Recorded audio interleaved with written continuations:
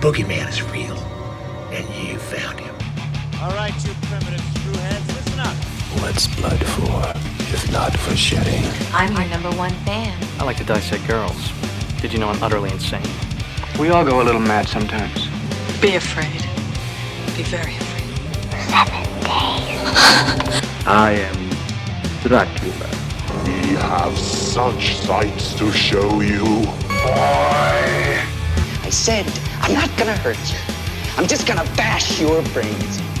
I am the eater of worlds and of children.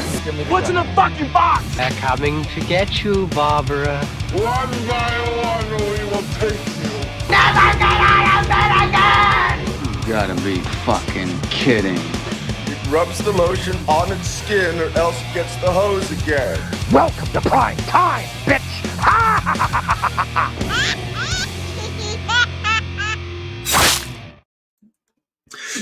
Welcome, horror fans. It is Wednesday, 7 p.m. Central Time. That means it's time for another episode of the Week in Horror podcast. The only podcast that, if it weren't for you, wouldn't have danced at all. And if you, dear horror fanatic, are listening to us at the top of the week, remember, we do this live right here on YouTube every single Wednesday. We hope to see you in the live chat. This week, we are covering select horror films released October 8th through October 14th. Thank you all so much for joining us. I am JL. As you see, I am holding down the fort by myself, but that's okay because the other guys are busy with amazing stuff behind the scenes. So I hope everybody is doing fantastic. It's so great to see everybody. Before we get started tonight, first let's get up that Patreon banner. All those amazing individuals who help us to make this show possible. You see their names down there. Thank you all so very much for your support. And let's see who we have in the live chat tonight. I see, first and foremost, Michelle with 1L has become a new member of the Army of the Dead. Thank you so much, Michelle, for your support. We do appreciate that. Please enjoy the emojis and the channel badge. So thank you very much. Robert Biters here says, oh man, got to take the kids to town. Not sure if I'll catch this one live. We'll try and get back though. Rock on, guys and gals. Thank you, Robert Biter, but I see you did make it back. So it's good to see you, Robert. Thanks so much for hanging out tonight. But the Horror Workshop is here. Good to see you, Horror. I think that is Bird. So good to see you. Says, hope I can still be up for this as I'm in Berlin, sending my support. Well, if you're here, Bird, thank you so much for being here, bud. I do appreciate that. As a friend from Discord. So thank you very much for hanging out. Casey Cooper's here. Good to see us. Says, well met, one and all. Thank you so much, Casey. And I see, Raven Darkstar says, let me see. Oh, who's been hanging out for 2 hours? Says, nope, just make sure I have chat, etc. Plus busy with other things and wanted to make sure I was here so I wouldn't forget. Thank you, hon. We do appreciate that, Raven. You rock, and I hope you enjoyed that item you won from the store. So thank you very much, Raven. Travis Brown is here. Says, I was just curious on the hubba. I see. Okay, that was a conversation going. Oh, Winnie the Pooh, Blood and Honey. They were talking about that. I survived watching Winnie the Pooh, Blood and Honey. Just wait. There's a sequel coming out. There is. So, yeah, really, really weird shit. But good to see you, Travis. Thanks so much for being here tonight. I see as well. Yep, Robert made it back. Says, I made it back. Had to take the kids to town. Wasn't sure if I'd make it. But I skipped the bottle store and didn't fuel up the ute. So bring it on. We will bring it on. Thank you, sir. Yes, Casey Cooper say it's 4 minutes till showtime. Any wagers? Robert Biter. Yeah, I see. But yes, I made it on time because it is just me. I didn't have to wait for anybody. So, but there's a possibility that Eugene may pop along or someone may pop in later. I don't know, but we shall see. But likely it's probably just going to be me tonight. Oh, wrote in the last name. Good to see you. Gabba Gabba to you. Says, what? On time must be a sign of the apocalypse. It's impending. Well, considering the thunder outside, it's getting pretty intense. So I don't know. There's a storm brewing. So I don't know if it, typically, we're good here, but I guess we'll have to wait and see if something happens. Anna's here. Good to see you. Anna says, hi, everyone. Thanks so much for being here. Let me see who else we got. Some Werewolf is here. Says, what's up? Good to see you somewhere. Who was originally out for blood. Good to see you, Some Werewolf. Thanks so much for being here tonight. Oh, and Hot Drop is here. Good to see you, Hot Drop. Says Uncle West is here as well. Thanks so much, Hot Drop. I appreciate that. There's amazing people in the live chat. And of course, if you haven't said anything yet, thank you so much for being here. We do appreciate it. And remember, if you'd like to support the show, you can support it via the Patreon and get your name on the banner, or you could be a member of the Army of the Dead, which is YouTube memberships. We have those available. They're like 99 cents a month, and you can get all the emojis that we make for you and the channel badge. So thank you very much for that support. Jay Patchett, good to see you, says, you guys should have seen JL here making a Christian uncomfortable with his rejection of the Quran. Yeah, that was a conversation I was having with somebody else. That was pretty intense. Operation Free World, good to see you. As if starts raining blood, we get a storm. Can we get a storm camp? Absolutely. Sarcasm, good to see you. I did miss you that time. But thanks so much for being here, Sarcasm. You rock. We appreciate it. All right. So we are deep in the spook. Well, we're not so deep in the we're in the spooky season now. I'm very, very excited. This is my favorite month of the year. I'm sure it's all of yours favorite months as well. Angel Rivera, good to see you. Says, what up, what up? Ghouls and gals, thanks so much for being here, Angel. Appreciate it. And the one big thing, the one cool thing we have coming up here really soon, because if you're listening to this at the top of the week on Sundays, when the audio goes out, obviously we have Friday the 13th coming up. Friday the 13th is always a fun holiday, or it's not really a holiday, but it's a holiday for us. And we have a Friday the 13th coming up in the month of October, which makes it extra, extra special because that's my boy's day. That's my boy right there. That's his day. The thing is, I was planning on doing like a small Friday the 13th marathon over in the Discord. Unfortunately, I'm going to be out of town. So we won't be able, I don't think we'll be able to run that. I'll be out of town because I am going down to Texas with friends to see the Ring of Fire eclipse. So I would see the Ring of Fire eclipse in October, and then next year we're going down to Texas to see the big total solar eclipse. So unfortunately, I will be traveling down to Texas on Thursday, so we can get down there for the 14th, and we can for Saturday I'll be going out of town so we can see the Ring of Fire eclipse. So I apologize for that. It just kind of like coincided. I will try and make it up to y'all. I will show some Friday the 13th films on the Discord. I guarantee you. But unfortunately, you just can't be this Friday. But I love doing stuff on Friday the 13th. Some people have their own kind of Friday the 13th things that they do. So I'm really, really curious, and I'd like to hear from y'all. What do you like doing on your Friday the 13th? Do you like just watching Jason movies? Do you like watching maybe Friday the 13th, the series? Or is there something else that you do? Something you do via social media? How do you show your Friday the 13th love? And of course, because I'm a big Jason fan, as people can tell. So I'm really curious. How do you show your Friday the 13th love? Let us know in the comments below or at weekinhorror@gmail.com. Casey Cooper says, well, okay, we won't slash your tires to keep you home. You have good reasons. Thank you very much. I appreciate that. Jay Patrick says, my wife and her Halloween decorations. I get it. Same thing over here. And Operation Fairworld says, we cleaned a funeral home today and we were browsing the caskets. Those are some expensive Halloween decorations, I imagine. Joshua Lee, good to see you. Thanks so much for being here tonight. Appreciate it, bud. You rock. Some werewolf says, just another spooky day for me, mostly just filled with horror movies. Fuck yeah. Best way to spend it. Rodinello's name says, I like making fun of all the superstitious fools. True. It should not be filled with superstitions. It should be filled with the best slasher in the history of masked slashers. It absolutely should be. All right. So we have got some stuff to talk about tonight. So before we get into the movies we've selected, there was one thing that came up, because one thing that we really love here at Week in Horror is we love holiday horror. So like we showed the trailer for Thanksgiving, which came out a few weeks ago. So we showed that because holiday horror is always so much fun. Wherever it falls, that's why I love that one anthology that had it was called Holidays, and it was a horror film, a short horror film. It's an anthology of horror films that center around each major holiday. So Valentine's Day, St. Patrick's, 4th of July, so on and so forth. And we have another one coming up, a new Christmas horror film, which I checked out that I thought was amazing. So if you haven't seen it yet, it just recently came out. Here is the trailer for the Christmas horror film. I know we're talking about Christmas. It's still Halloween. I know that. But we love all horror here equally. But here is the trailer for There's Something in the Barn. I think you all will like it. Let's cue up that terror tube.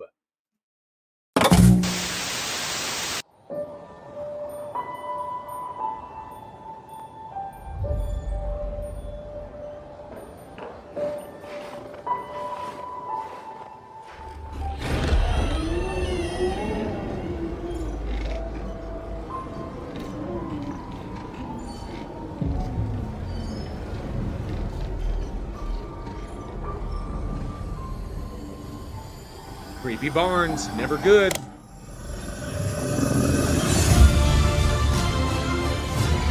There's something in the barn. It's probably just the wood. Old buildings, they creak and groan. That's a barn elf. Are they real? Yes. Yeah. The barn elf hates changes to the farm.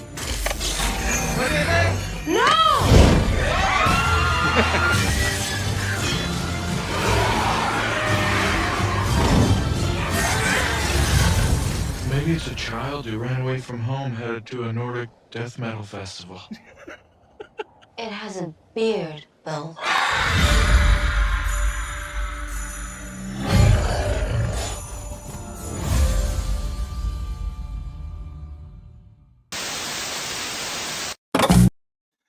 So that was the trailer for There's Something in the Barn. So it's set for, I believe it's going to be released on November 10th. November 10th is when that one will drop. It's about an American family who fulfills their dream of moving back after inheriting a remote cabin in the mountains of Norway. And I'm looking forward to it. I'm a big fan of Martin Kove. Martin Kove was the dad in that one. So it looks like it's got a great cast. Or Martin Starr. So we got like Martin Starr and Jeff Beck Larson, Towns Bunner, Amrita Achara. So a great cast, and it looks like it's a lot of fun. It's directed by Magnus Martins.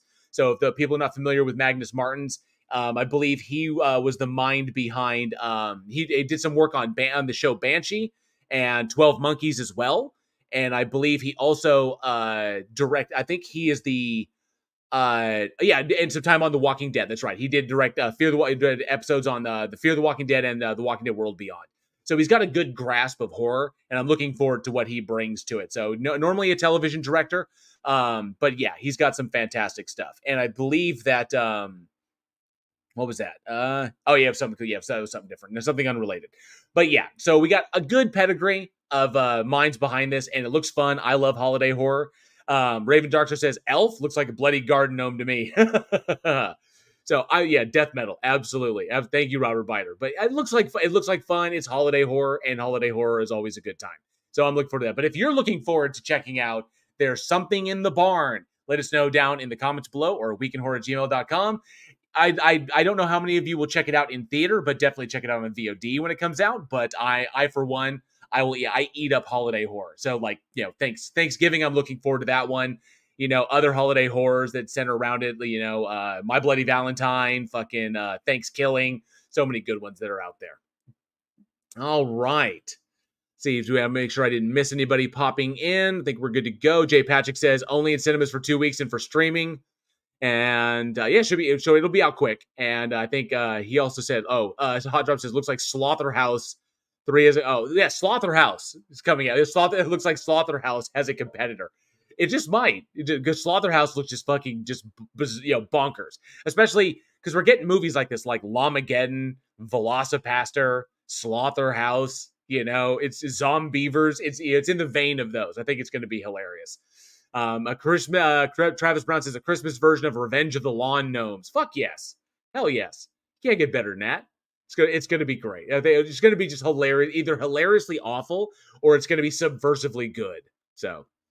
Rodin Time says, we need an International Donut Day horror movie. That could be interesting. Yes. The space llama in disguise. Yes. Llamageddon. Absolutely. Let's see. Jay Patrick says, has anyone seen the movie Cobweb? Very, very good film. If you haven't seen Cobweb, definitely check that out. I love folktale horror, and that one has some excellent actors now. Those are very excellent performances. So, I mean, that was me. Some of the critics didn't agree, but I really enjoyed Cobweb. Maybe it's because I really dig that subgenre. Oh, pardon me. Oh, had a cough. I'm talking too fast. Travis Brown says, we do have Attack of the Killer Donuts. We do. We absolutely do. All right. Well, as my co-hosts often say, this is a horror film podcast until we talked about horror films. So, like I said, we have some movies to talk about. So first and foremost, let's just dive right into it. First film that we have up tonight, released October 8th, 2004. And we have the Tobe Hooper remake of Toolbox Murders. Let's check out this trailer.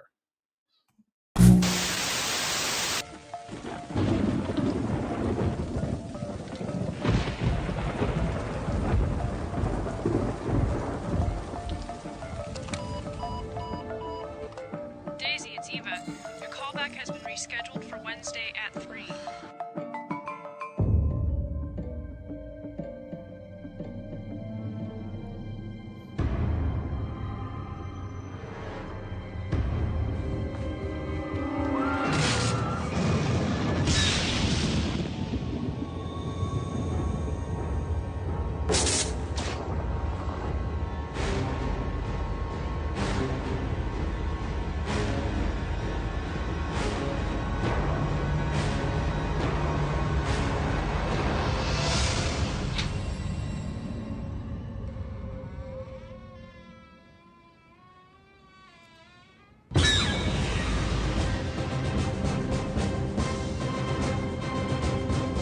so epic.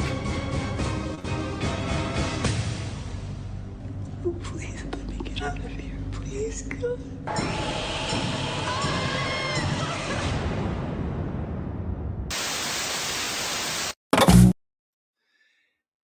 Oh, Travis Brett said, first I thought it was the name of your project film. No, not this one, but this is Toolbox Murders, which came out in 2004. It is a remake of the 1978 film The Toolbox Murders, and directed by Tobe Hooper, written by Jace Anderson and Adam Giersack, and of course starring Angela Bettis, Brent Rome, Juliet Landau, who people remember as Drusilla from Buffy the Vampire Slayer, Rance Howard, Marco Rodriguez, and of course Sherry Moon Zombie. So yes, so the film in itself, as far as remakes go, I personally thought this was absolutely amazing because I've seen the original 78, the Toolbox Murders, and that film felt very disjointed in what it was trying to convey.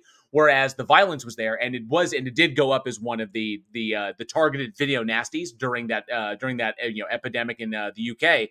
The film itself was kind of like haphazard. Like I said, it didn't really know if it wanted to be a slasher or be a psychological thriller or be like a supernatural horror film. So it played around, but it didn't really fall right. This one, Tobe Hooper, because being Tobe Hooper, had a magnificent grasp on what subgenres were supposed to be.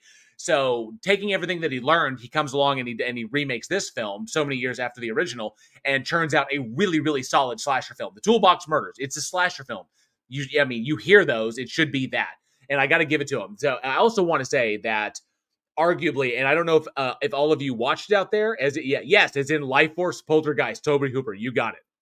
And yes, Casey Cooper, there is a nail gun kill in it. There absolutely is. A pretty graphic nail gun kill as well. But there are some more graphic, the kills in this are really, really solid. They're really good, kind of like, but I'll say, Sherry Moon Zombie, for anybody who kind of Sherry Moon is in this, I think Sherry Moon Zombie gave the best performance of her life. That's just where I'm going to start. I'm going to lay that out. I think Sherry Moon Zombie's performance in the Toolbox Murders was pitch perfect. She comes in, she's an actress, she's coming off of work, she goes home, has a glass of wine, my callback got pushed, then gets murdered with a hammer. Best performance of her entire fucking career. I got to give it to her because it was pretty damn easy. I honestly, I think she did. I think she did show her acting chops in this one. I don't know if Sherry over here this night, I'm not trying to be mean, but yeah, I think this was the best performance because it didn't require that much for her. Just, kill her, scream, die. Really, really simple. Not too taxing, really good. She wasn't saddled with anything really, she wasn't saddled with anything really heavy or really, nuanced. Just, be the first victim and you're good to go. So well done.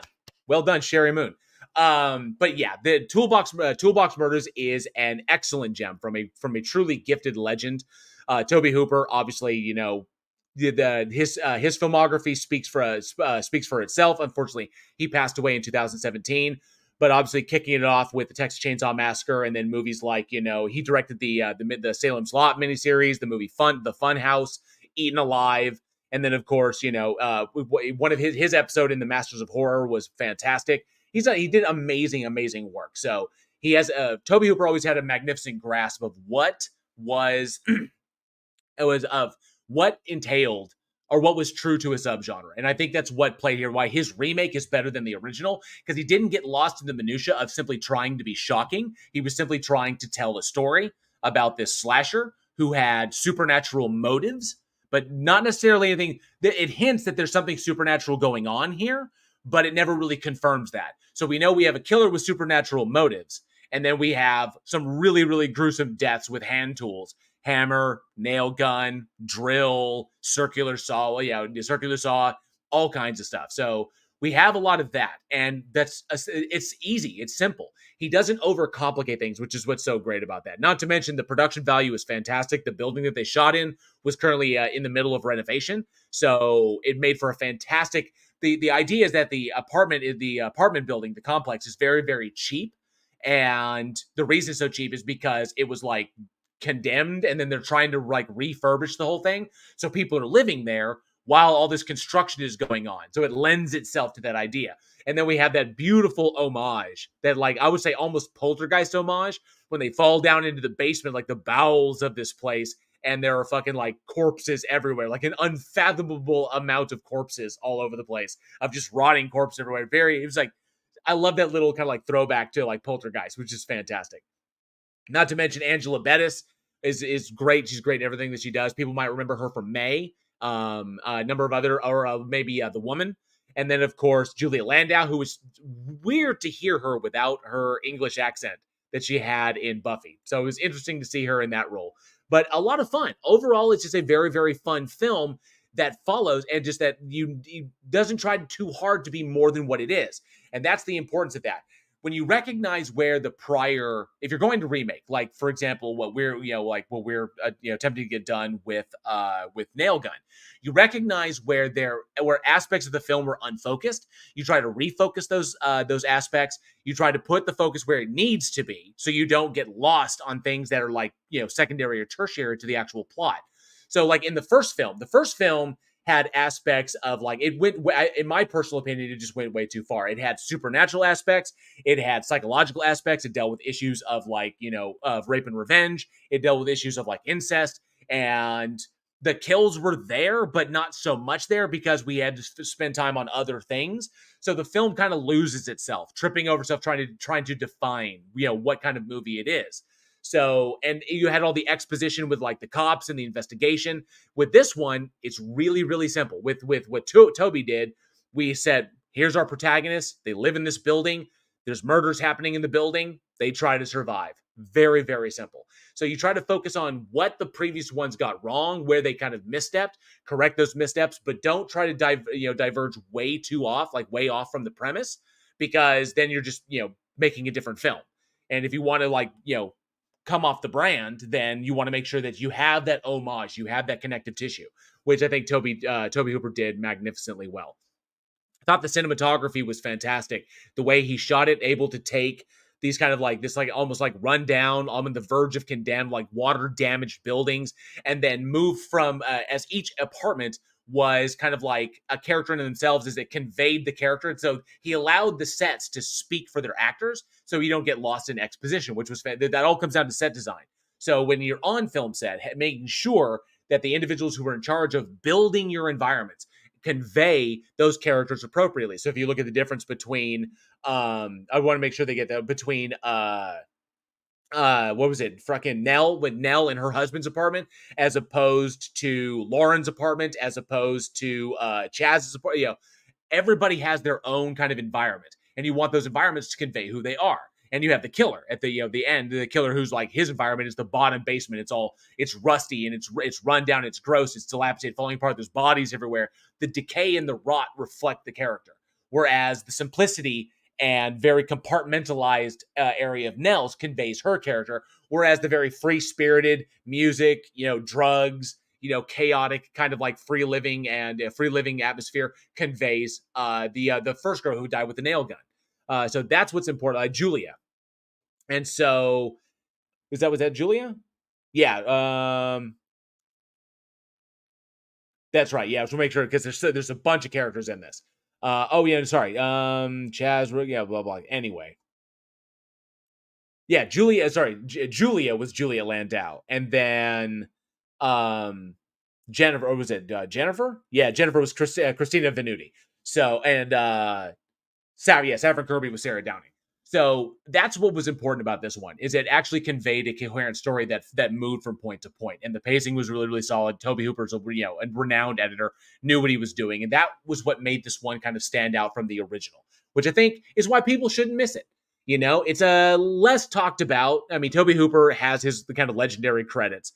So, but this one I think gets kind of passed over sometimes, maybe because it's basically just a genre film. It's just a slasher.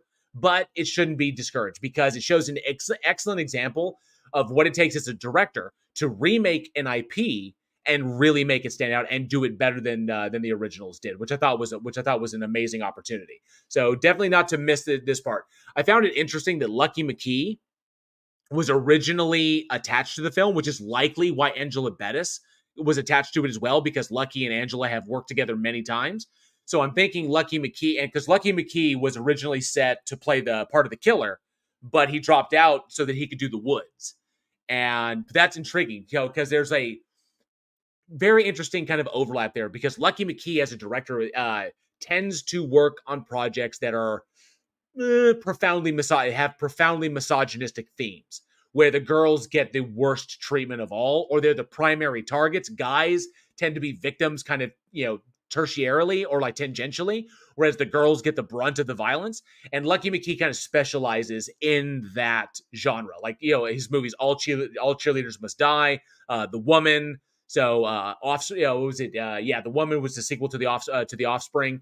So Lucky McKee kind of specializes in that area. And it was interesting that he was attached to this, but then backed out so we could do The Woods, which has its own issues as well. And then, of course, Sherry Moon came in as a favor to Tobe Hooper, which I thought was awesome because he and Rob Zombie were friends. But yeah, it's a fun little film, popcorn flick. If you dig slashers, definitely don't miss it. There's a lot of excellent little things to see here and some fantastic story work. And an example of, what a competent and capable director with a solid vision can do if given the opportunity and the freedom to do so. So definitely don't miss that one. Before we get to the CTA, I see Historical Philosophers here. Good to see you, bud. Thank you so much for being here. Sir Cab says Sherry needs to keep her SAG card until Rob is ready to make Devil's Rejects again for the third time. Raven Darkstar says, the biggest problem I have with nail gun kills, they forget those things have a safety catch. That's true. He did fire it at her like a machine gun, which is kind of silly. And then but when he pins her to the wall with the nail gun, it's she's up there on the fucking ceiling and shit, and she's still alive. Although I will say the creepy maintenance man, Ed, who's his hair's always in his face. Obviously the huge red herring. He's is Ed the bad guy? He's of course he's not. He's too timid and that. That kill was pretty brutal because he used a handheld circular saw and took his head and flung the top of his head. Great, fantastic moment when the top of his head lands on the ground and the eyes open. I was just so well done. Tobe Hooper, master of the macabre. He really knew how to throw a little thing in there that just be and just get twist that knife a little bit. God, he was so brilliant.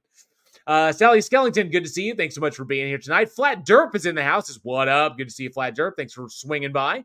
Jay Ver says, crap, I forgot it was Wednesday. I am so messed up right now. But you're here, and that means you're on point. So thank you very much, Jay Ver. Appreciate you being here tonight. Tesla Radio as well says, evening, everyone. Good to see you, Tesla Radio. You guys rock. So when it comes to the Toolbox Murder, or Toolbox Murders, not the Toolbox Murders, there's a difference. My question is, did any of you out there prefer the original or the remake of the film?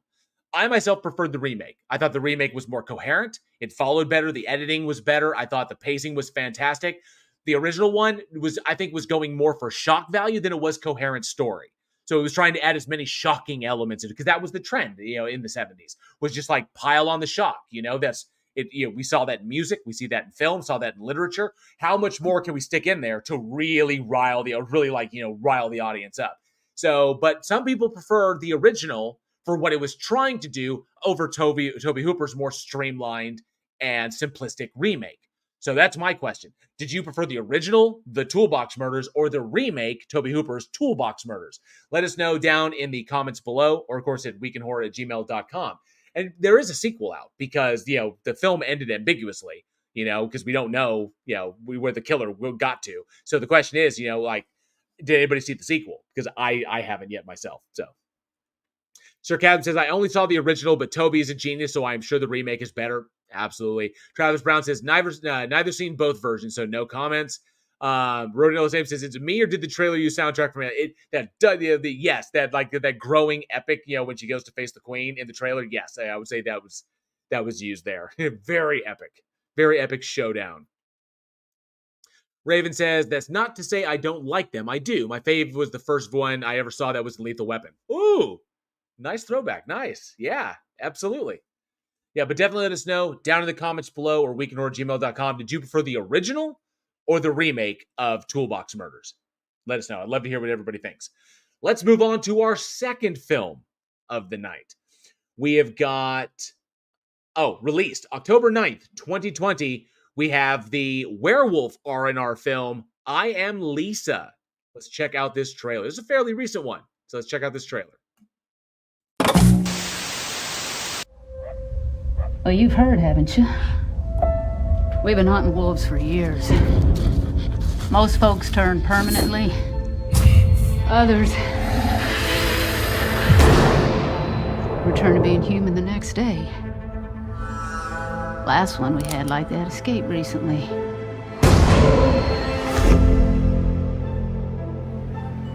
Did my other book come in yet? There you go. Hope you don't mind. I read some of it. What'd you think? I don't really believe in the supernatural stuff. Maybe what some consider supernatural is simply unexplained scientific phenomena. Okay, everybody, it's closing time. Jessica came into my store with some of her friends. She assaulted me. How? You gonna cry now? I saw if nobody got hit. You seem to have a bit of an attitude problem. She put her hands on me too, Mom. Well, maybe you're the one that committed assault, huh, Lisa? Why don't you tell me what really happened? I'd rather not. Make sure you finish the lesson. I'll never feel whole again. They're gonna suffer.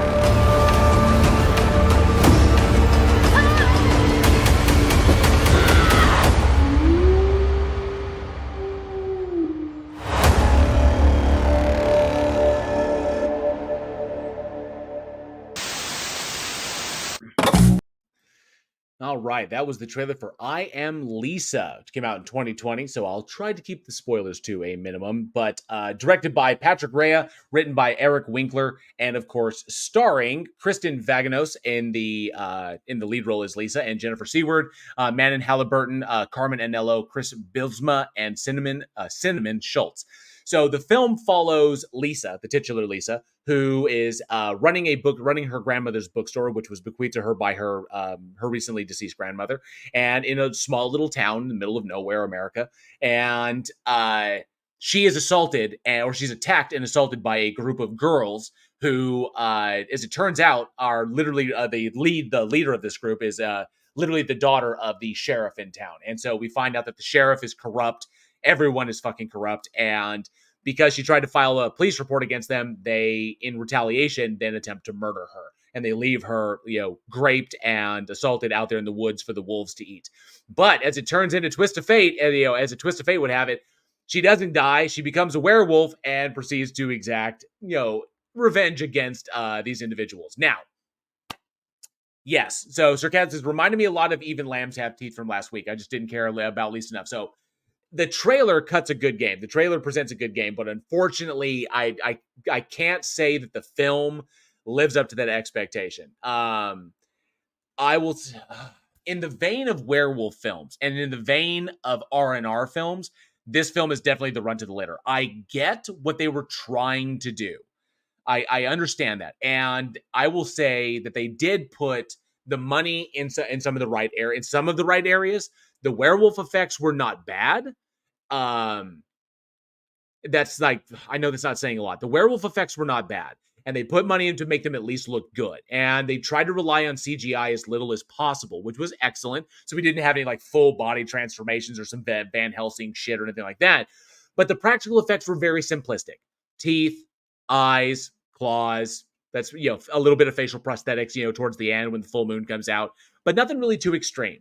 And that's okay. I can actually forgive that. We don't need to go like full, hairy, Benicio del Toro monster to convey a werewolf film. We don't need to. As long as we convey what is necessary for the story, which is the duality of the humanity of the character and the wolf, the beast that comes out. So that's some Van Helsing shit. So the problem is, it's like Sarcasm pointed out, there's not enough reason to care really about Lisa beyond the fact that she's a victim.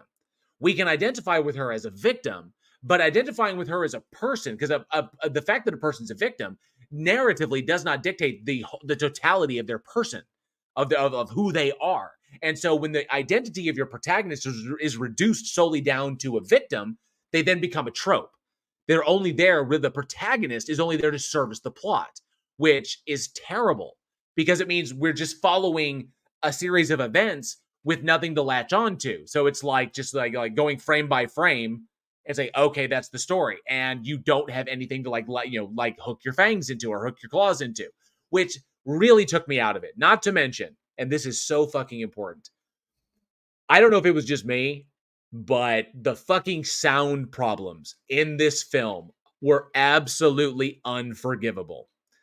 When you're recording what sounds like a phone call, okay? It's really simple. From a filmmaking perspective, what you do is you film one person having the conversation. So you have audio on them, and you usually will have somebody off the side, like somewhere off the side, talking to and saying the other half of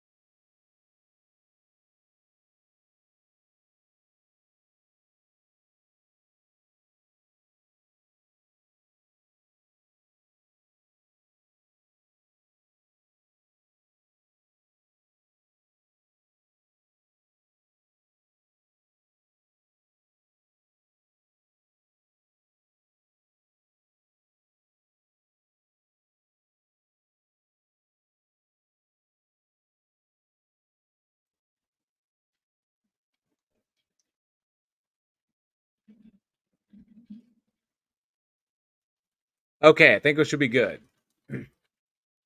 Let me know if I'm okay on that end. Are we good? Are we back? That was fucking crazy.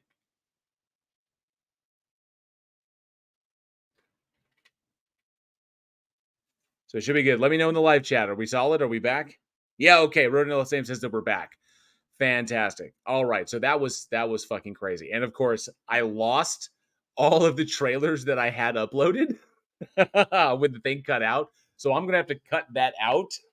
Marco Polo, thank you very much. Thank you, Gosh Backfire. Good to see you. Thanks so much. Appreciate that. 5x5 in the pipe. 5x5.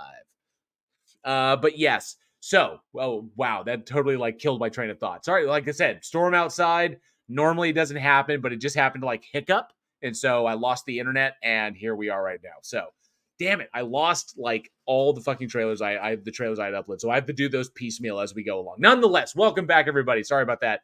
I will edit out that dead spot so that you know. So, but the interruption that I had, where the fuck was I? I am Lisa. Yes, we were talking about sound.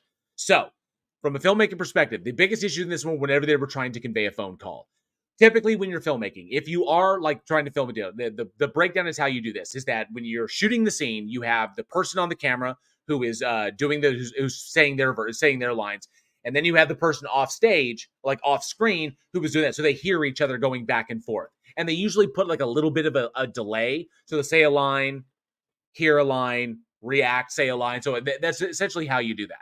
And then whenever you're in the editing room, you just drop the audio off the person who's not physically there. And then you have one half of the audio. Then you do the exact same thing on the other side.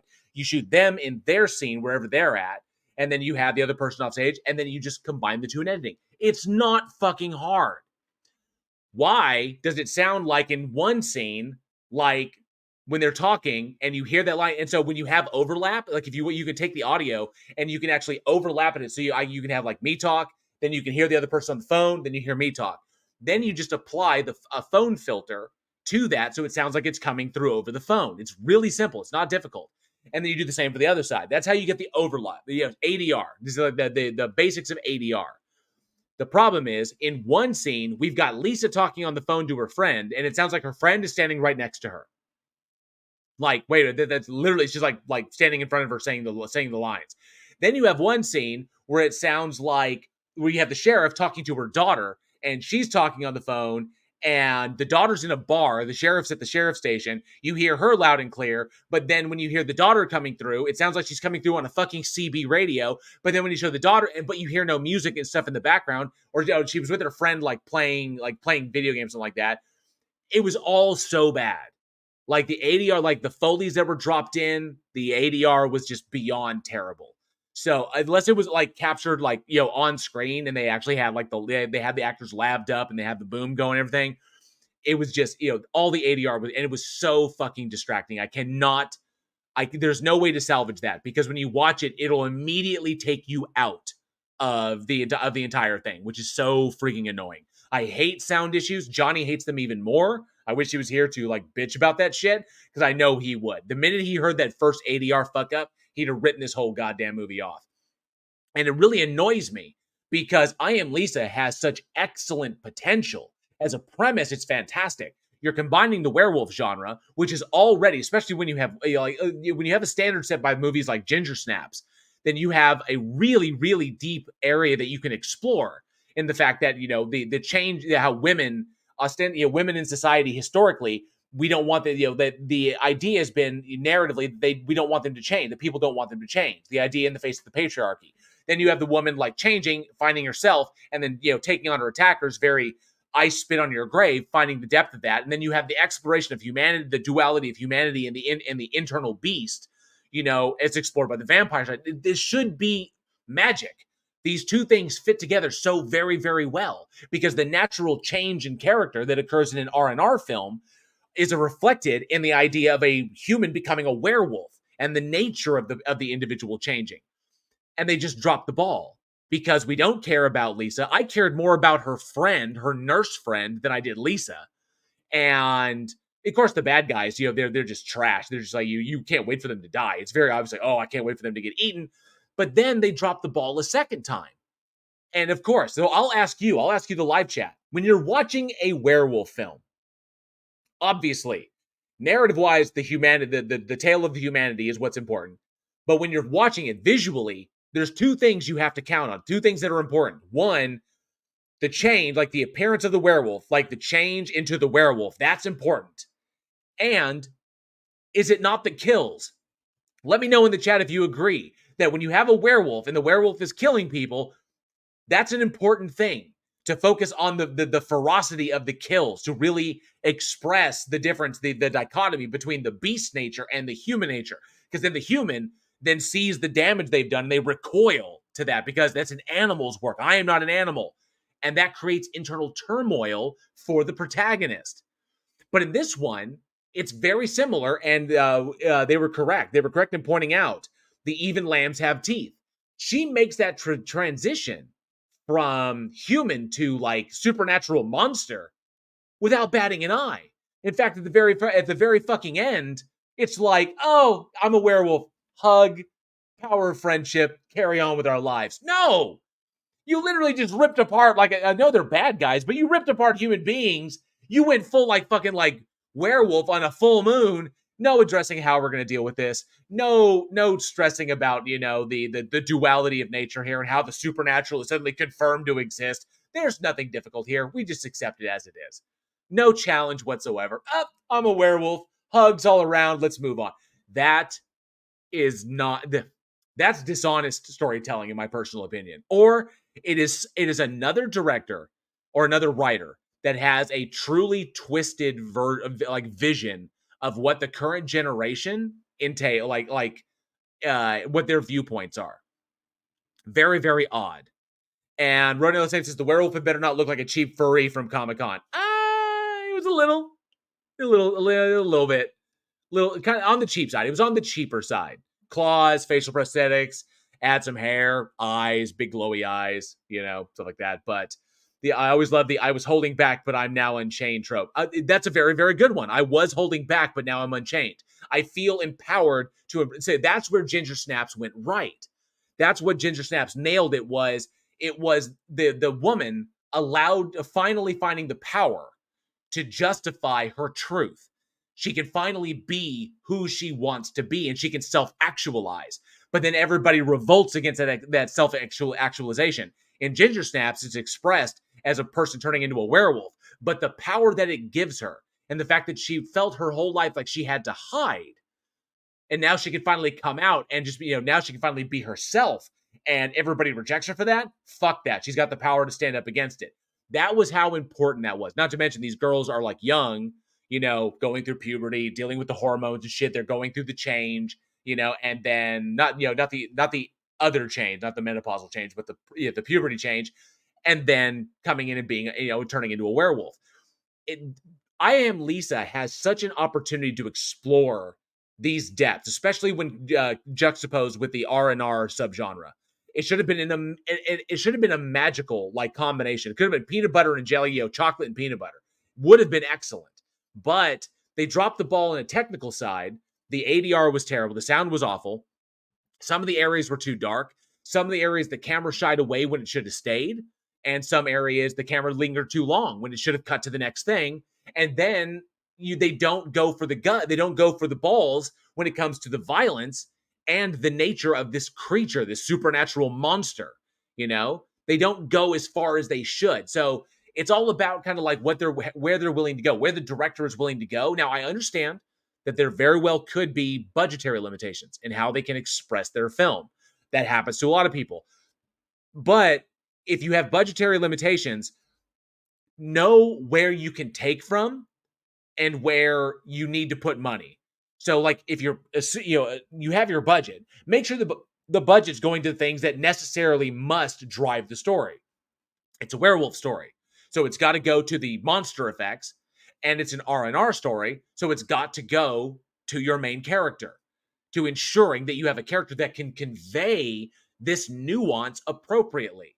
Look at Last House on the Left, Straw Dogs, I Spit on Your Grave. Look at those characters, Revenge, or a number of there's so many I can name them off. But look at what those characters convey.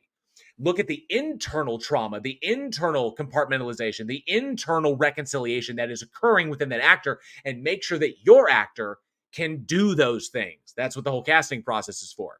I think that I personally think that the girl that they cast for the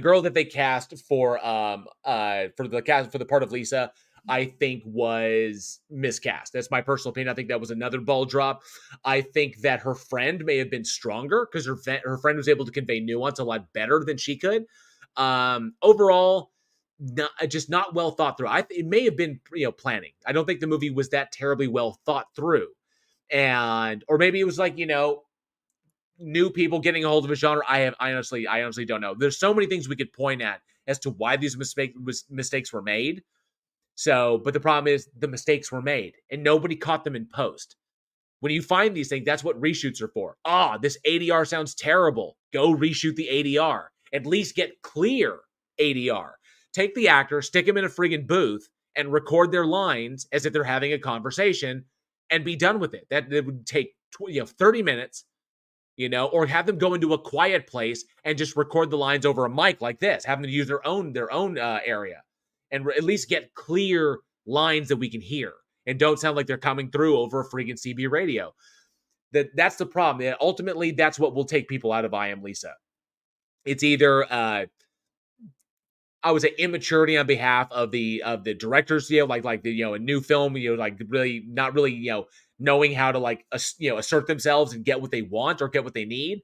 A writer with a kind of weird, even lambs have teeth kind of idea of this current generation, nonsensical, flow of plot, and not putting the money where they should have. Where it should have been in the kills, it should have been in the monster, and it should have been in ensuring that your main character can actually convey what needs to be conveyed, to give it nuance, to make us care about their lead actor, which I think is the only thing that stands this film's way. I hope that it could be that someone could do this and do it right. So that's my question for the audience. The concept of I Am Lisa is, I think, still a very strong concept.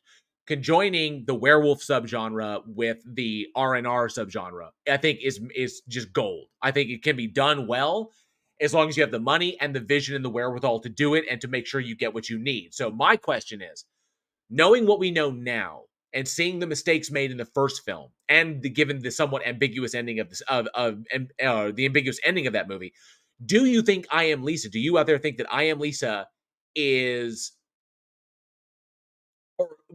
deserving of a remake or maybe even a sequel where we can kind of shore these things up and try to make a better film than the original? Is it strong enough to get either a remake for someone else to come along and remake it, or maybe do a different version of the film, or to maybe get a sequel to kind of like fix things up? Let me know down in the comments below at weekinhorror@gmail.com what your thoughts on that were. I Am Lisa, remake, sequel, yay or nay? Very curious. Sir Cadam says, hell yes, it could be done way better. Let's do it. I've thought about it. I've seriously thought about it. Rodnella Sam says, maybe it was fixed in post, but was far worse before. That's possible. That maybe they couldn't reshoot it. They didn't have the money for reshoots, so they just tried to clean it up as best they could, and it just came out awful. That's totally possible. Sarcasm says, production assistant going to buy the pink ball gag, saying it's not what you think, it's for a movie. Ha ha ha ha. Love it. Love it. Let me see. I'll make sure I didn't miss anybody new coming in. No. No, okay, good. I didn't miss anybody coming in. New coming in. Rodnella name says, polish the script, bump the budget, remake possible. I think it is as well. And Tesla Radio also says redo. I think a remake, someone else handling the story and doing it right, I think that is totally possible. And I think that the concept, the premise is strong enough to actually deserve that. I think it does. That this shouldn't just be dropped just because the first director may have, mishandled it. I'm not going to say that they don't know what they're doing, but it definitely was juggled. They definitely juggled this thing a bit way too much. Hey, Cindy Sue, good to see you. Thanks so much for being here tonight. We do appreciate it. Thank you very much. All right, let's go on to our third film, which means I have to go and reload the freaking trailer. 1 second. Here we go. Now, this was interesting. You wouldn't think it'd be this interesting. Released October 14th, 1992. We have the fourth installment, The Inevitable Trip to Space, Critters 4. Like I said, interesting. Let's dive into the trailer. Let's check out the trailer. Let's cue up the terror tube, check out the trailer before we dive into this one. Here we go. Seen them wreak havoc on Earth. Hairballs. Those 2 eggs are the last 2 eggs. You are instructed to place the eggs in the pot. The last 2 eggs were launched into orbit. It won't scan. I can't tell you what's inside. And now they're having a blast. He's going for the pod. In outer space. In space!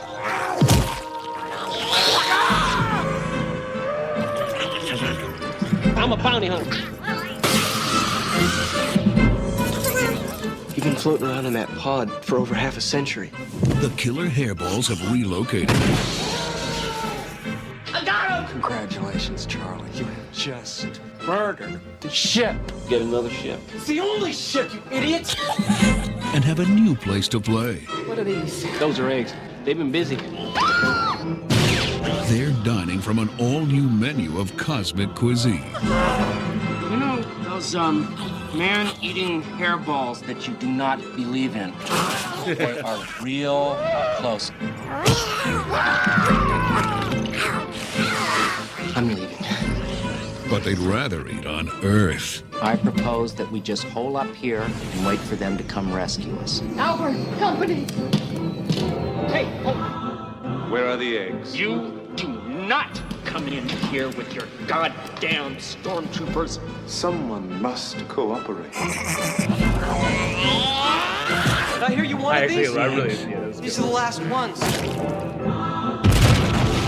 Critters 4. They're invading your space. Chill out, asshole. Oh man. Okay, so I think we can definitely say that Critters 4 trailer is guilty of giving away like everything, all the great parts of the movie. But nonetheless, first and foremost, before we dive into this, these two eggs are the last two eggs. That's what he said. Absolutely. Good to see you, Colin. Definitely not Cromwell. Says, hey JL, love you and your show. Not sure how you lasted so long in this realm. I'm debating quitting after 3 months. Yet another reason why you're an amazing human. Thank you so much, Colin. I appreciate that. I don't think you should quit. I think you should stick with it. I absolutely do. I think you do fantastic content out there. And I know that you're going to have your ups and downs. We've had them here. It's literally about perseverance, man. I hope you persevere and you keep putting your stuff out there. You're doing great. So I think you're doing fantastic. Just keep plugging away. I know sometimes it's a fucking slog. I know that. But man, it's with the live chat, with all the people here, all the people there supporting you. Keep plugging away, man. I think you've got really great stuff. And you're going to go really, really far. So definitely keep it up. But good to see you. Thanks for popping by the show.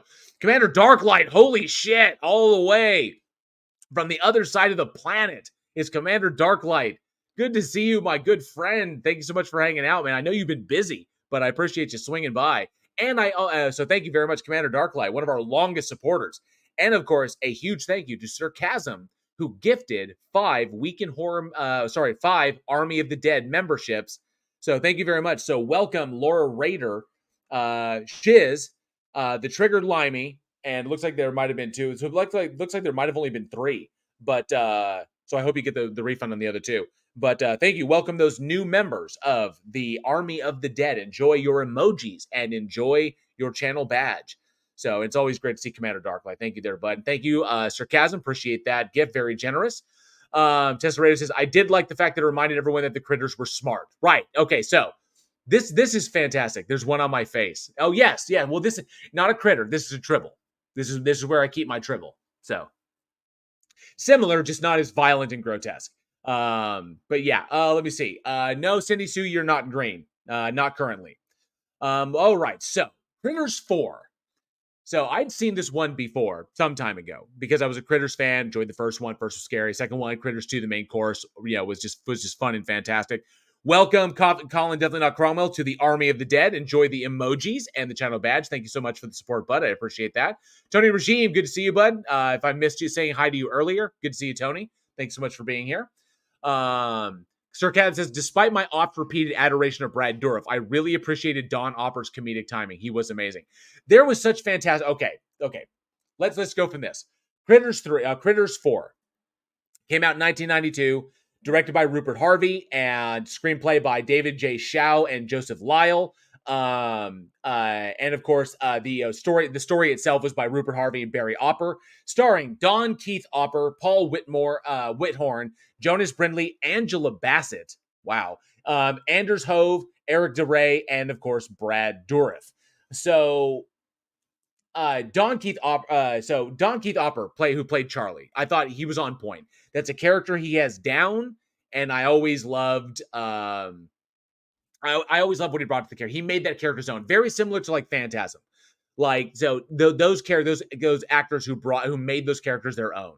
Okay, I love what Don Keith brought to Charlie, and the continuation of the character was fantastic. This is weird.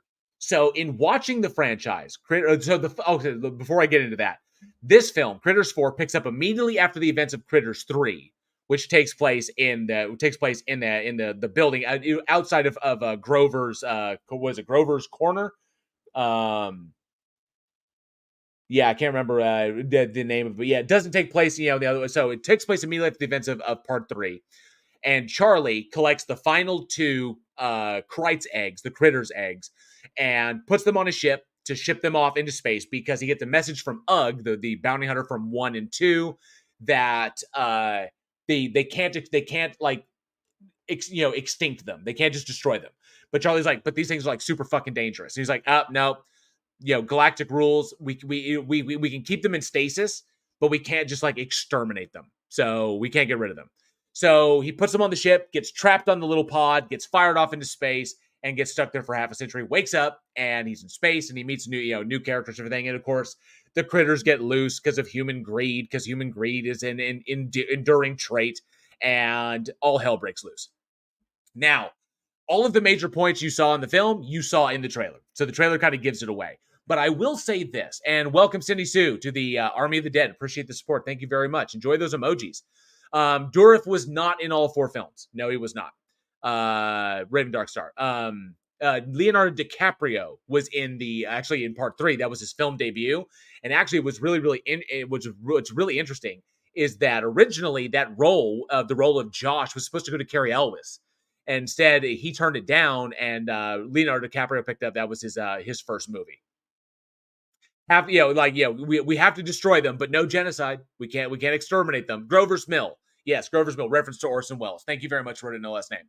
So, Angela Bassett's body double. So, the magnificent thing here, 4 is actually better than 3 by leaps and bounds.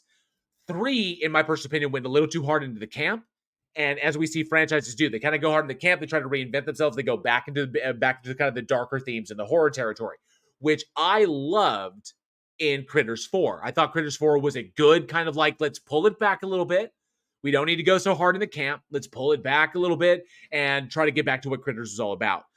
So they reuse some of the gags, like they reuse the gag of blowing the top hair off the critters. Now he's got a bald spot. So they reuse that one. There's a couple of things that are, and obviously you can see the inspirations they took from Aliens, they took from Star Wars, they took from the Explorers with Ethan Hawke. Remember that one?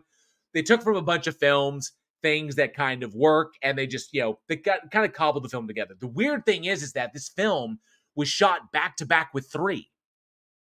And I find that to be really odd because 3 is not really necessary for anything. You could jump from 2 to 4. You could say that Charlie wound up wiping up the last of the critters down to the last 2 eggs, and then, went off to space. You could do that. You don't need, and you could bring Ugg back as later in kind of like an Alien 3. When Bishop suddenly shows up, but he's actually a bad guy. That kind of makes more sense. But it feels like 3 kind of got shoehorned in there to kind of like, let's change the environment, let's keep it fresh. But they shot these 2 back to back, which means that money that could have gone into 4 went into 3. And imagine what would have happened if the one in space was Critters 3, and they took the money that they spent on 3 and put it into the production value of 4. And the production value is already pretty strong. The critters look fantastic. The set was amazing. It looks solid. You got some decent kills. Done nothing too extreme. You have some decent kills. The captain getting killed when it jumps in his mouth. The guy getting killed in the pharmacy. All of this worked. Had some good moments in there. Even Charlie, in the 45, finally the Colt 45, like, oh, I got him, and he kills the ship. All classic stuff. I thought that if they put the money from the 3rd film, ignore the 3rd movie, don't make that, make one film. Take the money from the 3rd, put it into the 4th. You'd had a really solid film there, because the only limitations on 4 were just budget. And even then, they did really well. The set effects were great. The puppeteering was fantastic. The critters looked good. Everything was solid. I actually, on rewatch, I don't have a problem with Critters 4. I really don't. It's actually a lot better than I remember it being, which was it's aged well. It's not bad. Still technically set in the future, because it's in the 2050s. But yeah, I was impressed on the rewatch. I thoroughly enjoyed this one. I love the fact that they had some solid talent. Brad Dourif is in there, makes everything great. Angela Bassett was in there. That was pretty impressive. And the AI of the station was awesome. All of these are taken from other films, of course. Like the screwy AI, the idea of a screwy AI that can't control anything. the inside joke. Tell them the exact opposite. They'll tell them something, they'll do the exact opposite of it. That's a good joke. It's a good 90s joke. So everything was firing on all cylinders here. The only limitation was budget. I even like the story connotation. Like when Ugg comes back and he's bad, he's like, things change, Charlie. Oh, now he's gone all like corporate. Now it's all about money and shit and power. That's why he's like, don't kill them all. He went from bounty hunter to killing them all to the bad guy. That would have been a fantastic like Alien 3 style reveal if they didn't if all of a sudden, he was trying to do this and then he just winds up in space and meets Ugg again, like maybe the real Ugg. Because remember, the initial Ugg was a shapeshifter. So there could have been a lot of ways they played this way. But overall, I think they did a fantastic job when it comes to Critters 4. It was a way to shoot space on the cheap. There's only certain things you need to convey, have people react. They're running around on a set, very, very similar. It's, very akin to Alien. And I honestly think that this movie should have been Critters 3. It shouldn't have been Critters 4. Critters 3 would have been, I think it would have been just fine. I really can't point out anything that really doesn't work in the film. Even the puppetry things, even the puppet stuff, I thought was fantastic. Especially, doing the whole like putting him in the genetic accelerator and then making them grow up really, really fast, which is a terrifying idea. Plus a sequence when all the stormtrooper guys come in and they get trapped in the room and all of a sudden they jump up and it's just like teeth in their fucking visors. I love that shit. This was fantastic. This was really, really good stuff. We didn't need Critters 3 to get to this one. We could have jumped from 2 to this one and been just fine.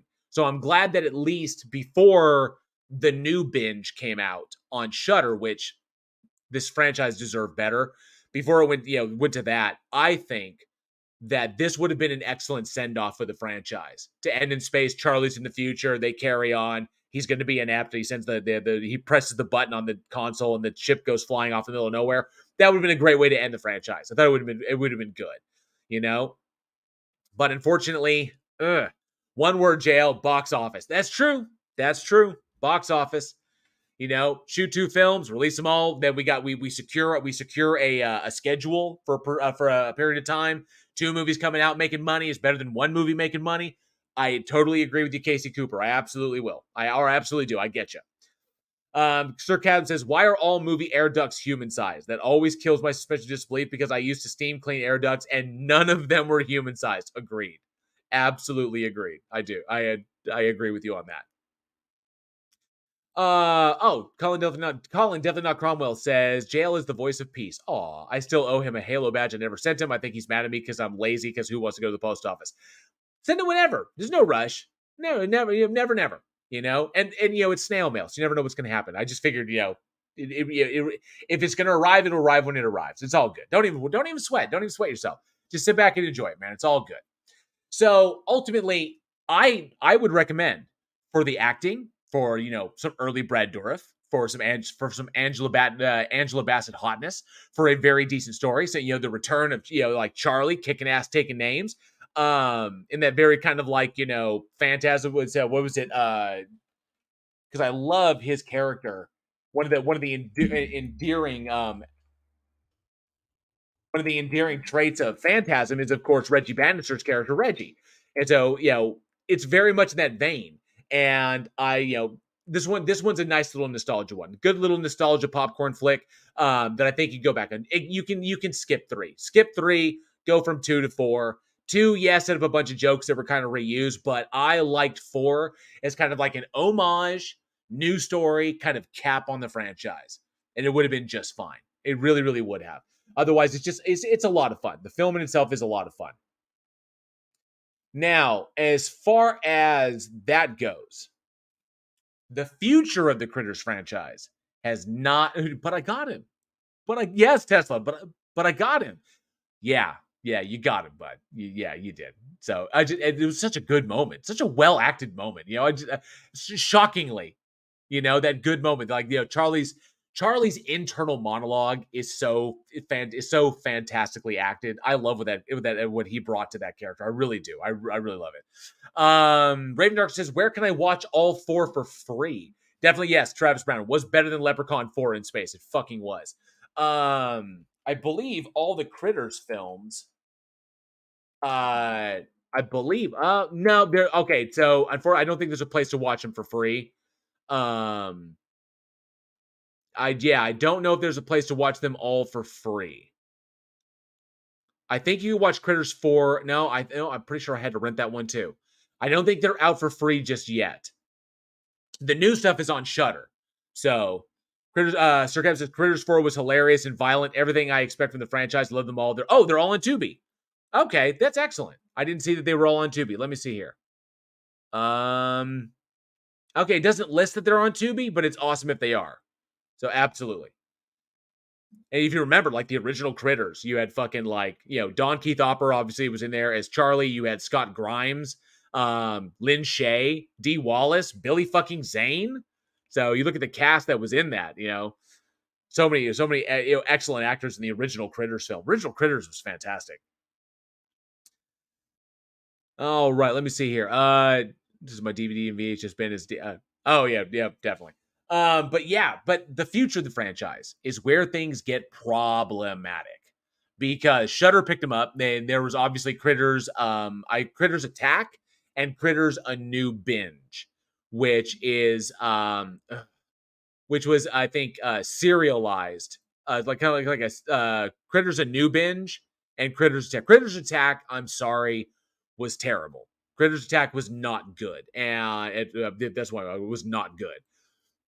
Critters A New Binge, I believe, was a Shudder exclusive, and was a series. Was a series. I think there were 8 episodes, and I think they messed that up as well. I don't think Shudder handled that well. They went way too hard into the camp, and unlike Evil Dead, unlike Ash versus Evil Dead, which was magnificently handled by Starz because Raimi and Campbell were directly involved in that. And Tappert, Raimi Tappert, and Campbell were directly involved in that series. So that would be fantastic. That was why that was great. The Shudder series, not good. The critters look weird. The puppetry is off. They lean way too hard into the camp and the jokes, and it's just kind of goofy. A tone akin to the first film and the fourth film, I think, is the best for that monster, for those monsters. So the question is, okay, so I'll ask this. I know, understanding Critters Attack and Critters A New Binge.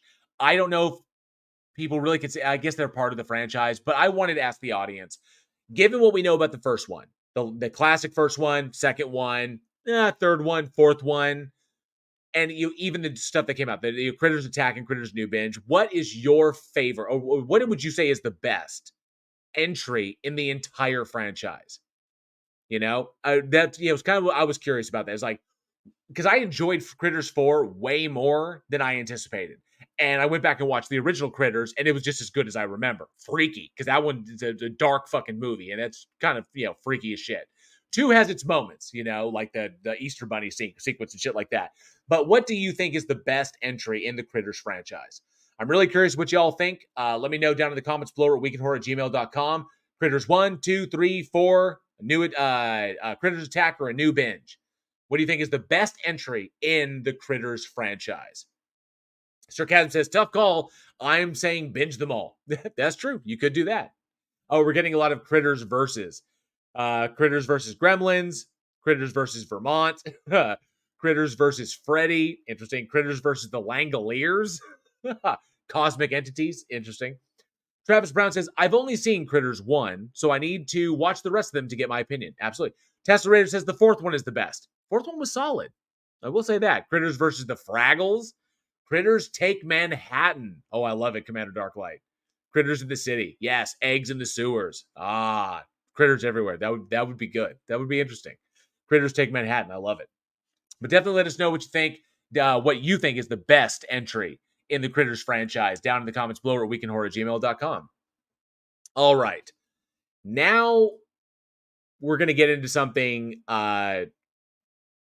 We're going to dive into I think some Debbie Does Critters. Really? That's just freaky. That's just free. That's something we see on another site. Okay, we're going to dive into something I think it's a little bit controversial, obviously. But this next film, the last film we're going to talk about tonight, came out October 14th, 2011. and we have the prequel to The Thing. So let's check out this trailer. Let's cue up that TerraTube as soon as I find the trailer again. There it is. Let's check this out. 48 hours ago, we found something quite remarkable. What'd they find? There's a structure In Antarctica. and a specimen. Really? Touching down. This is Kate Lloyd's Columbia Paleontology. Let me show you why you flew 10,000 miles. We estimate it's been here 100,000 years. I'm going to take a tissue sample. Do you really think that's a good idea? Yes, I do. You, my friends, will all be immortalized as the people who made this discovery.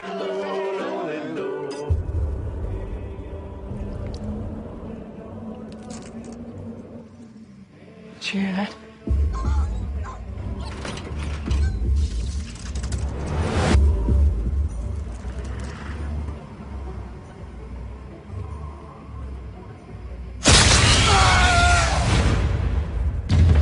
My God.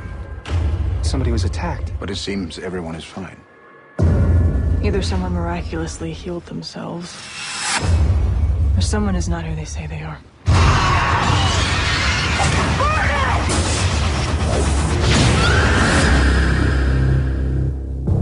What was it doing to him? It's imitating his cells. I think this thing copies its prey and then hides inside it. What are you saying? Not all of us are human. Could be any of us.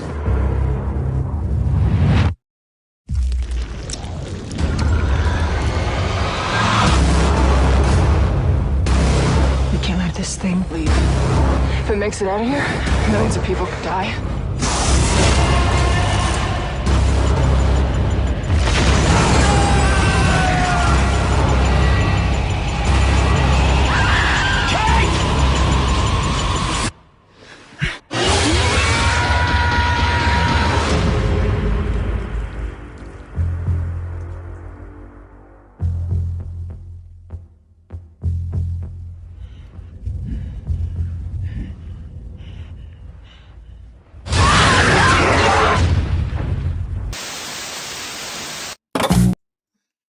All right, so I know we're getting into some heady territory, but yes, that was the trailer for The Thing, the 2011 prequel to the legendary original, directed by, I'm going to see if I can get this right, Mathis von Helgingen Jr.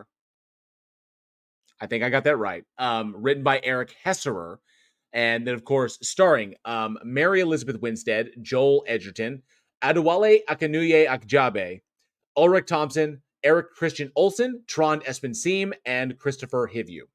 The film itself is obviously, we say, is a prequel to the original 1982 The Thing by John Carpenter. The film explores the events that took place at the Norwegian base camp before the events that took place at the American base camp. And we get to see how that camp fell leading up to the events with the dog, where the dog thing, runs the distance from the Norwegian camp to the American camp in order to try and spread the infection. So it literally goes right up to those moments when the helicopter is chasing the dog coming up on the American camp. And so this one, okay, so obviously there's a lot of mixed feelings about the Thing prequel. Number one, there's a difficulty in touching a classic. It's like butterfly wings, that you want to handle them very, very carefully. Otherwise, you wind up ruining, you could potentially ruin ruin what you're working with. And trying to play with something that is so below. Yes. So what happened in the Norwegian? Extra J, good to see you, bud. Thanks so much for being here tonight. So what happened at the Norwegian base? So there's a difficulty. I hit enter right as Jail said it. Yeah. So the difficulty is in trying to touch on a classic, because there is a very, very difficult balance that you, like I say, a tightrope that you have to walk between remake, homage, and how far away you can get from the source material without and because I mean, consider the number of years in between the two without harming the essence, or I would say like I would say the essence of the original.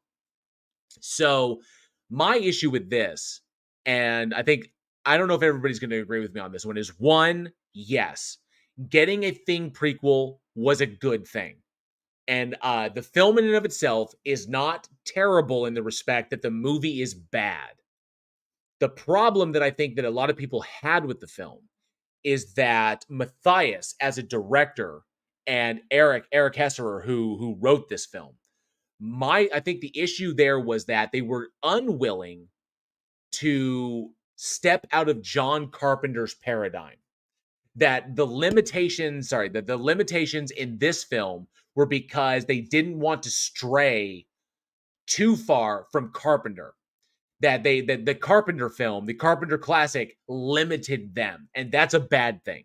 Because just because you're playing in the same universe doesn't mean that the events of the original film should limit the storytelling that you convey here. Now, they did go a little step further. They did show the alien craft before it was uncovered. They did show the alien itself when it was first pulled out of the ice. The escape scene was fantastic. I thought it was great. The lead up to that was good. We set up the fantastic conflict that's going to come along. I think that inspiring Mary Elizabeth Winstead, the inspiration for her character was essentially Ripley from Alien, and I don't think that was a smart move. I think that was the easiest move. To have Mary Elizabeth Winstead take something that another actor's already done, Sigourney Weaver, and just kind of like use that character trope in this role, which I think was wrong. I think that was a bad idea. You've already established her as a scientist, and a competent one at that, because the rich guy's coming to her. He's like, they recommend you, I'm coming to you, because I'm a good scientist. Let the character run off that. Don't try to copy another actor's version of a good character, because those vibes won't necessarily translate. It's not like Kurt Russell was Snake Plissken in The Thing. You know, it wasn't like he was deriving something else, and it wasn't like like Kurt Russell took something from the McCready from the Howard Hawks one. It was, or from Who Goes There. Kurt Russell made that his own because Carpenter gave him that freedom. Mary Elizabeth Winstead wasn't given that freedom to work to take the character and run with it as she should, as the competent scientist. No, she becomes the Ripley of the story and is forced into the Ripley trope, where she is the scientist, kind of like, the no nonsense scientist turned action femme. And that doesn't work because Sigourney Weaver and Mary Elizabeth Winstead are two completely different actors with two completely different approaches. So there was a lot of little nuanced problems. The over-reliance on jump scares instead of psychological horror. You never really get the sense that the paranoia builds, but you see the characters trying to force the paranoia to build because that's what's expected from the Carpenter version. I think ultimately what hurts the film, not even that, the cinematography. You have moments that are like replicated from the Carpenter version. The dogs trying to dig out of the cage, the group coming together and testing one another. All of those things could have been done in a different way, but they allowed the Carpenter version to limit them because they either don't want to take the risk of stepping too far outside the line. That's the tightrope you walk when you try to do this one. Either go too far or don't go far enough. And I get the unwillingness to not want to take risks. I do. But sometimes you just got to go for it. Go with what your video, it may not work, it may, but I know this was a dangerous film to work because this was a big production for Universal. They're going back to the Thing universe. That's a big thing. So they want to handle it with kid gloves. I think unfortunately they just they got in the way of themselves. Once again, it's like, how far do we go? How far do we not go? Trying to find that middle ground, and they erred on the side of caution. I get it because money's involved. But when it comes to a final product, that ultimately we've shown historically over and over again that doesn't work. So while there were some solid moments, and not to mention the over-reliance on CGI. Obviously, that's where, yes, it fell flat. Thank you, Raven Darkstar. It fell flat.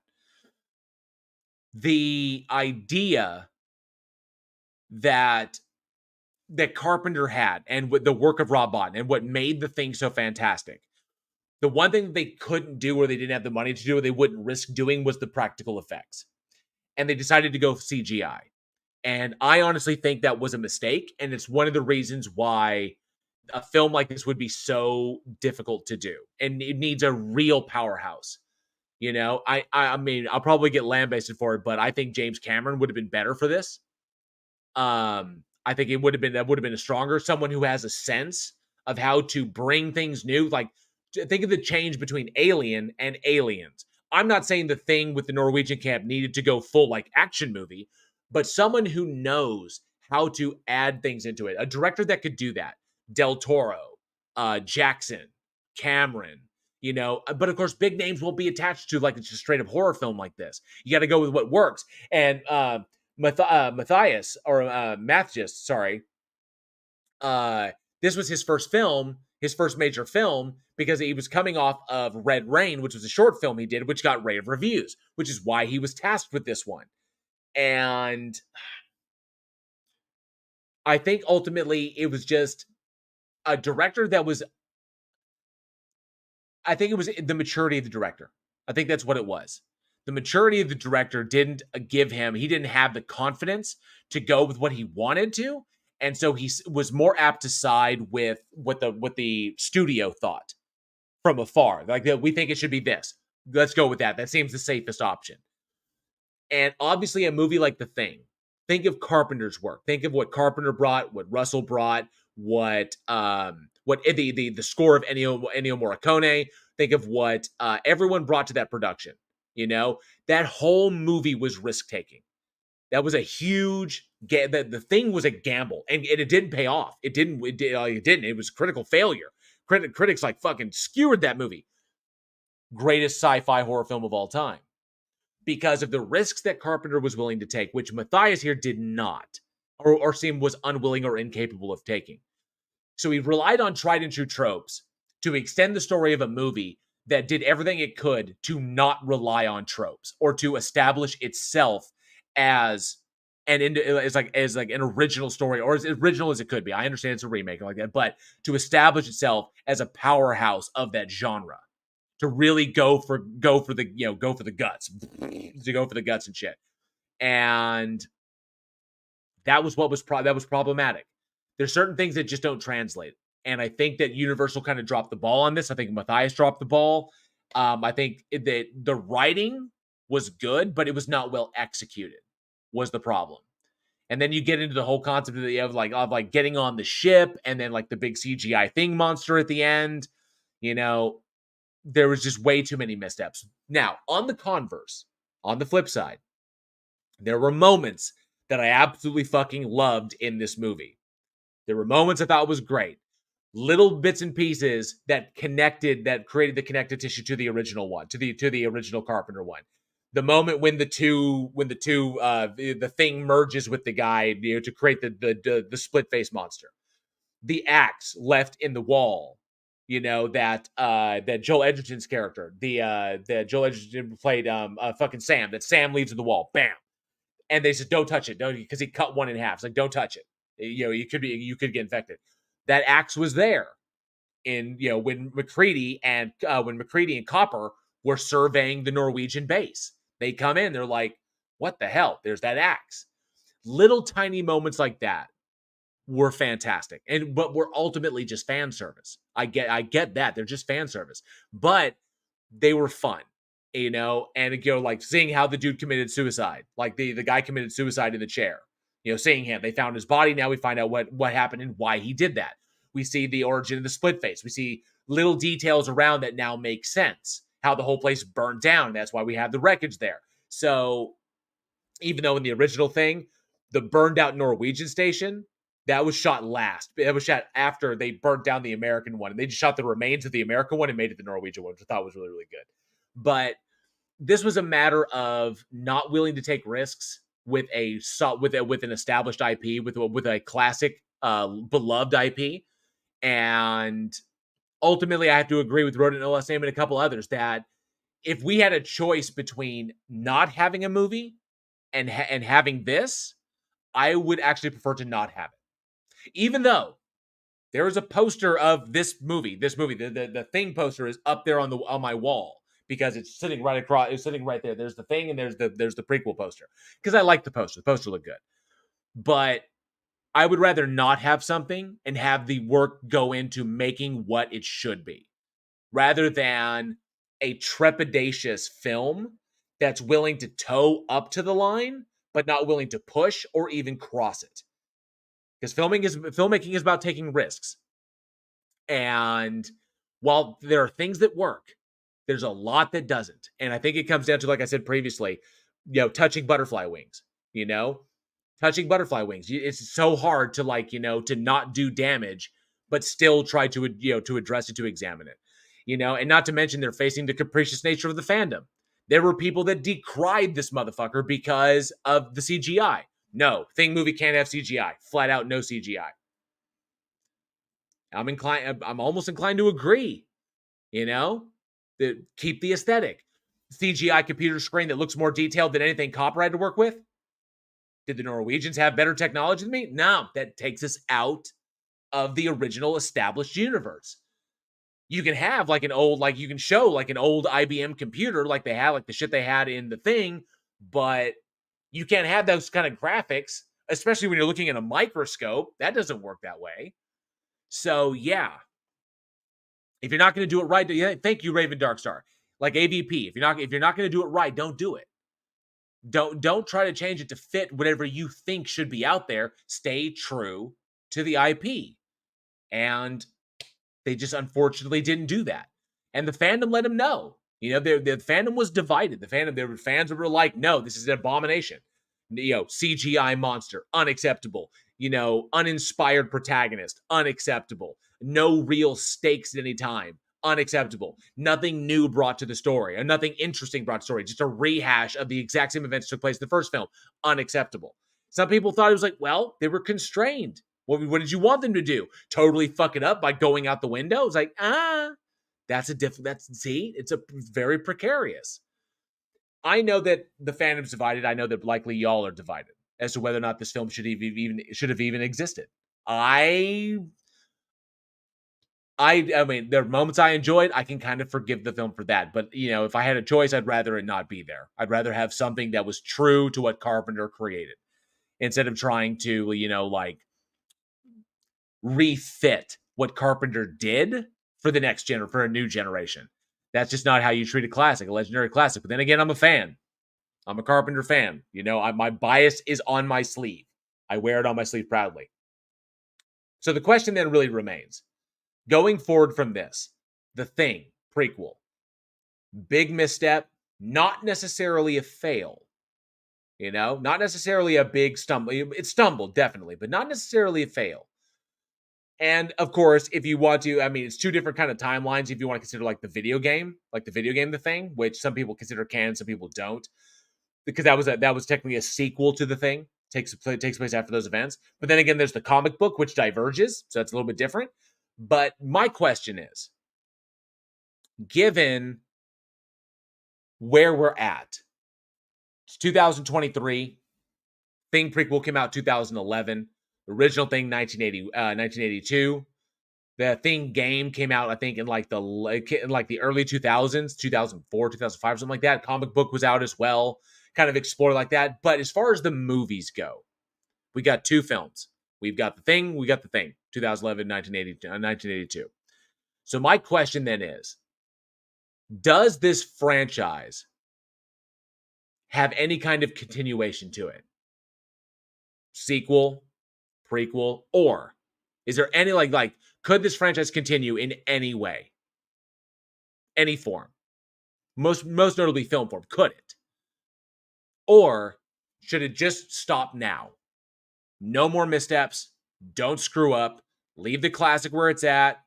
We'll accept that the prequel exists. Leave it alone.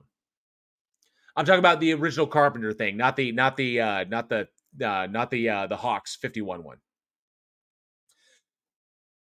Yeah, so Rodin says the subtle genius of the original is every clue you see in the Norwegian camp happens again in the American camp without ever seeing what happened in the Norwegian camp.